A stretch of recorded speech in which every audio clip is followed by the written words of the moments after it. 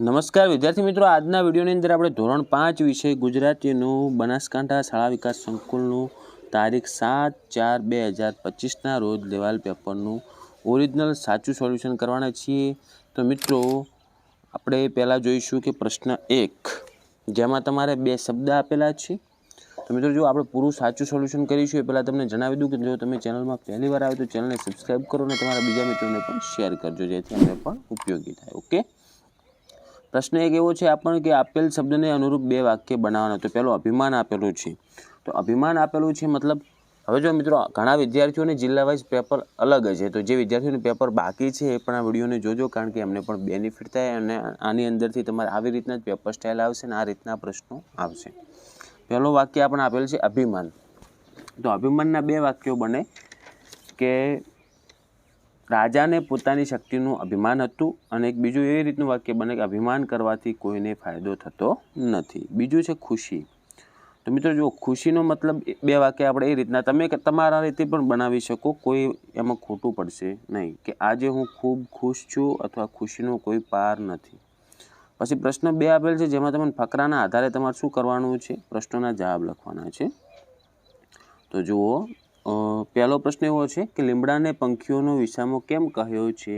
તો એમાં જવાબ આવશે મિત્રો કે કારણ કે એ તેમને આરામ કરવા માટે જગ્યા આપે છે। આ ફકરાની અંદરથી જવાબ છે।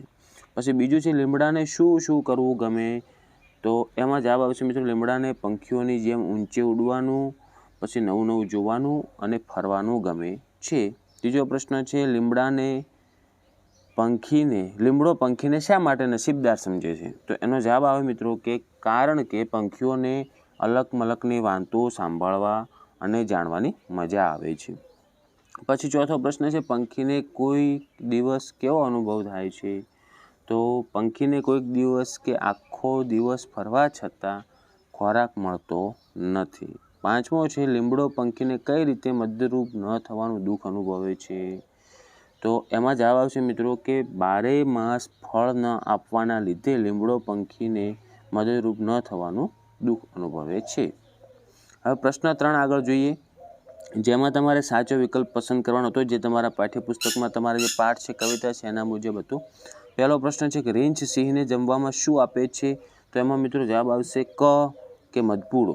ઓકે, બીજો છે સદાય હસનારા લોકોનું મુખ કોના જેવું ઝળકે છે? તો એમાં જવાબ આવશે મિત્રો બ ગુલાબ જેવું।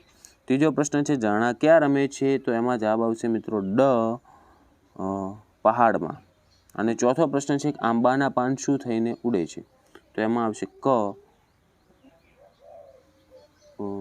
ચોથામાં આવશે ડ સૂરજના કિરણો। ઓકે, હવે પાંચમો પ્રશ્ન નદીને કોની દીકરી કહેવામાં આવી છે? તો એમાં આવશે મિત્રો ક ડુંગરની।